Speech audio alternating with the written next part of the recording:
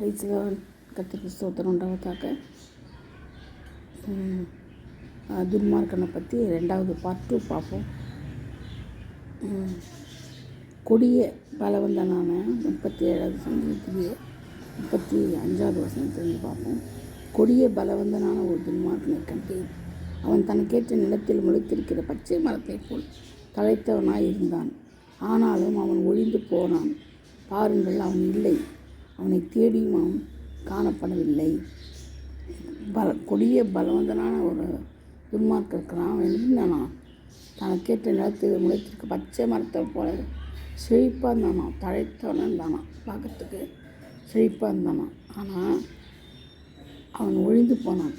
அவன் காணாமப்படாமல் போயிட்டான். அவன் தேடியும் காணவில்லையான். ஏன்னா அவன் கொடிய பலவந்தனான துன்மார்க்கன். கொடிய பலவந்தனா துன்மார்க்கன். பலவந்தன்னா மற்றவங்களை பலவந்தப்படுத்தி காரியங்களை சாதிக்கிறது, மற்றவங்களுக்கு துன்பம் கொடுக்குறவன். அதனால தான் பலவந்தனானு போட்டிருக்குது. துன்மார்க்கனை கண்டேன். அவன் நிலத்தில் பசுமையாகிறானா, அவன் நிலத்தில் அவன் பசுமையாகிறான். ஆனாலும் அவனை காணவில்லைன்னு சொல்கிறாரு. நீ உத்தமனை நோக்கி செம்மையானவனை பார்த்தது, அந்த மனுஷனுடைய முடிவு சமாதானம். உத்தமனை பார்த்தோம்னா அந்த மனுஷனுடைய இது சமாதானமாக இருக்குமா. அது மட்டும் இல்லை, அக்கிரமக்காரர் ஏகமாய் அழிக்கப்படுவார்கள். அறுப்புண்டு போவதே துன்மார்க்கரின் முடிவு.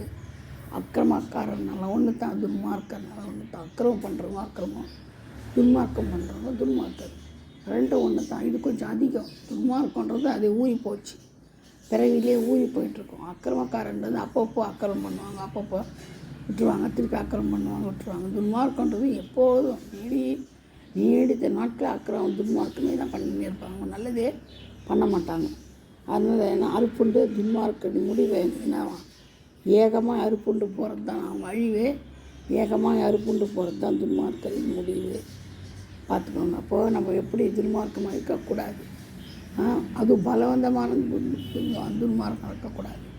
துன்மார்க்கமே தவறு. அதுவும் பலவந்தமான துன்மார்க்கம் இன்னும் கடுவும் பயங்கரம். நான் பார்க்கறதுக்கு நான் இப்படி செழிப்பாக தான் இருப்போமா, நம்ம காணப்படாமல் போயிடுவோமா.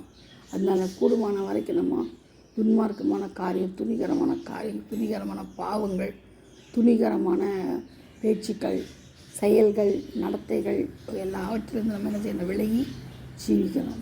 நம்ம பார்க்குறோம் துன்மார்க்கம் அழிந்து போகிறான்னு பார்க்குறோம், அறுப்புண்டு போகிறான்னு பார்க்குறோம், தேடியும் காணலைன்னு பார்க்குறோம். அப்போ நம்ம அதை விட்டு என்ன செய்யணும், துன்மார்க்கத்தை விட்டு விலகி ஜீவிக்கணும். துன்மார்க்கத்தை விட்டு விலகி ஜீவிச்சாதான் நம்மளுக்கு நம்ம பரலோக ராஜ்யத்தை சுதந்திரிக்க முடியும். துன்மார்க்கத்திலே இருந்தோம்னா நம்ம அறுப்புண்டு தான் போவோம்.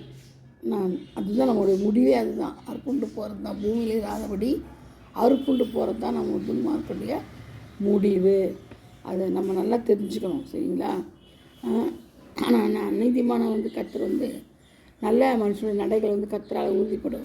இந்த வழிகள் அவனுக்கு பிரியமாக இருக்குது. வழிகள் மேலே அவர் பிரியமாக இருக்கிறார். நல்ல மனுஷனுடைய நடைகள் மேலே கர்த்தர் பிரியமாக இருக்கிறார். அவன் இருந்தாலும் தள்ளிட்டு போகுது. கர்த்தர் தமது கையினால் அவனை தாங்குகிறார். பாருங்கள், நல்ல மனுஷனுடைய நடைகள் என்னமா பிரியமாக இருக்கிறார். அவன் மேலே அவர் கீழே விழுந்தாலும் தள்ளுண்டு போவதில்லை. கர்த்தர் தமது கரங்களால் என்ன செய்கிறான், தாங்குறாரு, ஏந்துறாரு, சுமக்கிறாரு. எல்லாம் நம்மளை தான். நம்ம தீமையை விட்டு விலகி நன்மை செய்யணும். என்றென்றைக்கும் நிலைத்திருப்போம். நம்ம தீமையை விட்டு நன்மை செய்தால்னா, நன்மையை செய்ய நம்ம நல்லா இருப்போம். என்றென்றைக்கும் நிலைத்திருப்போம். பூமியில் நம்ம நிலைத்திருப்பது மட்டும் இல்லை, உண்மையாகவே நம்முடைய நீதி ஆண்டவர் பார்க்குறாரு இல்லையா. அதனால் நம்ம என்ன செய்யணும், நிலைத்திருப்போம். தீமையை விட்டு விலகணும். முதலாவது தீமையை விட்டு விலகி தான் நம்ம ஜீவிக்கணும். தீமையோட கூட இருக்கும்போது தான் துன்மார்க்கம் நம்மளுக்கு அதிகமாகுது இல்லையா. தீமை செய்ய தான் அதுதான் துன்மார்க்கமாக பெருகி போகுது. அது அப்படியே பழகி போச்சுன்னா அது என்னது, துன்மார்க்கமாகிடுது. அதனால் கர்த்தர் நியாயத்தையும் நீதி விரும்புகிறவர், பரிசுத்தத்தை விரும்புகிறவர் அவர் இல்லையா. அதனால தான் என்றென்றைக்கும் அவர் நிலைத்திருக்கிறார். அதே போல் நம்மளை நிலைத்திருக்க செய்வார். நம்மளை காத்துக்கொள்வார். என்றென்றைக்கும் நம்மளை காக்கப்படுவோம். நம்ம துன்மார்க்கோட சந்ததியோ அறுப்புண்டு போயிடும். இப்போ துன்மார்க்கோட சந்ததியே அறுப்புண்டு போயிடும், அவனுடைய பரம்பரையே. அதனால் நம்ம என்ன செய்யக்கூடாது, துன்மார்க்கரோட. அதான் தான் சங்கீதக்காரன் 1ஆம் சங்கீதம் துன்மார்க்கோட ஆலோசனை நடவாமலும் பாவிடு வயது இல்லாமலும் சங்கீதம் 1 சொல்லப்பட்டிருக்குது. அப்போ பாருங்கள் இல்லையா, துன்மார்க்கோட ஆலோசனை நடவாமலும் பாவிடு வயது இல்லாமலும் இப்போ துன்மார்க்கர் ஆலோசனை நிற்கக்கூடாதுன்னு சங்கீதம் 1 சொல்லப்பட்டிருக்குது. அதனால் நம்ம என்ன செய்யக்கூடாது, துன்மார்க்கர் பக்கமே அந்த வாசனையை திரும்ப நம்ம மேலே படக்கூடாது. விலகி தான் நம்ம ஜீவிக்கணும். தீமையை விட்டு விலகணும். தீமையை விட்டு விலகி அவளை பற்றி பேசக்கூட கூடாது, அவளை பற்றி நினைக்கக்கூட கூடாது. அவளை விட்டு விலகி தான் ஜீவிக்கணும். அப்போ தான் நம்ம என்ன செய்ய முடியும், அப்பத்துக்கும் தண்ணீருக்கும் இறைஞ்ச மாட்டோம். நம்ம விழுந்தாலும் ஆண்டு நம்மளை தூக்குவார். நம்ம பூமியில் சவிக்கப்பட்டிருக்க மாட்டோம், ஆசீர்வதிக்கப்பட்டவர்களாக இருப்போம். நம்ம பூமியில் கர்த்தரால் ஆசீர்வதிக்கப்பட்டவர்களாக இருப்போம் நம்ம. அதுதான் நமக்கு முக்கியம். அதனால் ஏன் ஆண்டவர் வந்து அவனை உற்று பார்க்கறது மட்டும் இல்லை, அவனை பார்த்து நகைக்கிறாரு. ஏன்னா அவன் அழிஞ்சு போகிறவன் தானே, அறுப்புண்டு போகிறானேன்னு அவனை பார்த்து அவர் நகைக்கிறாரு. அதனால் நம்ம என்ன செய்யணும், எப்போதும் கர்த்தருக்கு காத்திருந்து அவரோட வழியில் கை கொள்ளணும், எப்போதும் தடுத்து கொள்ளணும், சுதந்திரத்தை தந்து கொள்ளணும். அப்போ தான் அவர் நம்மளை என்ன செய்வார், உயர்த்துவார். அது மட்டும் இல்லை, துன்மார்க்கன் அறுப்புண்டு போகிறது நீ காண்பா இருந்தது. இப்போ பாருங்க, அவன் அறுப்புண்டு போகிறான், நம்ம கண்ணால் பார்ப்போமா, அந்த அளவுக்கு அவன் பயங்கரமானவனாக இருப்பானோ. அதனால தான் ஆண்டவர் செய்யலாம், அவன் அறுப்புண்டு போகிறது என் கண்ணால் காண்பா இருந்தது பாருங்கள். அதனால் நம்ம என்ன செய்யக்கூடாது, துன்மார்க்கமாக ஜீவிக்கக்கூடாது, துன்மார்க்கரை விட்டு விலகி ஜீவிக்கணும். துன்மார்க்கர் மாதிரி இடிச்சுக்கூடக்கூடாது, துன்மார்க்கம் மாதிரி கடன் வாங்கிட்டு கடன் கொடுக்காமல் இருக்கக்கூடாது, கடனை கொடுக்கணும். அதனால் எல்லா காரியங்களையும் ரொம்ப வெகு ஜாக்கிரதையாக நம்ம என்ன செய்யணும். நீதிமான்களுக்கு ரட்சிப்பு கர்த்தரால் வரும், இக்கட்டு காலத்தில் அவரே அவர்கள் அடைக்கணும். நீதிமான்களுடைய ரட்சிப்பு அவரால் வரும், கர்த்தரால் வரும். அவரே அவர் இக்கட்டுக்களை அவரே அவர் விலக்கி காப்பார், அவரே அவர்கள் அடைக்கலம். நீதிமான்களுடைய ரட்சிப்பு ஒரு மட்டும் இல்லை, அடைக்கலமே அவர் தான். கர்த்தர் தான் அவர்களுக்கு அடைக்கலம். கர்த்தர் அவர்களுக்கு உதவி செய்து அவர்களை விடுவிப்பார். அவர்கள் அவர் நம்பியிருக்கிறபடியால் அவருடைய துன்மார்க்கரை கைக்கு தப்பித்து ரட்சிப்பார். பாருங்கள், 40வது வசனத்தில் சொல்லப்பட்டது 37-40. கர்த்தர் அவர்களுக்கு உதவி செய்து அவர்களை விடுவிப்பார். உதவி செய்யலாம், ஆண்டவர் தான் உதவி செய்கிறாரு, விடுவிப்பார்.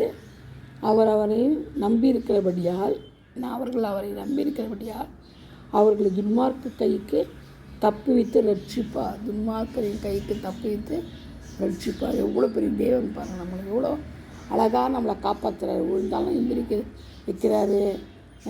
ரொம்ப நம்ம ரொம்ப கரிசனை உள்ள தேவன். நம்ம ஆழ்ந்து பார்க்குறவர், உற்று நோக்கிறவர், தீமை செய்யாத நன்மை மாத்திரம் செய்கின்றார்.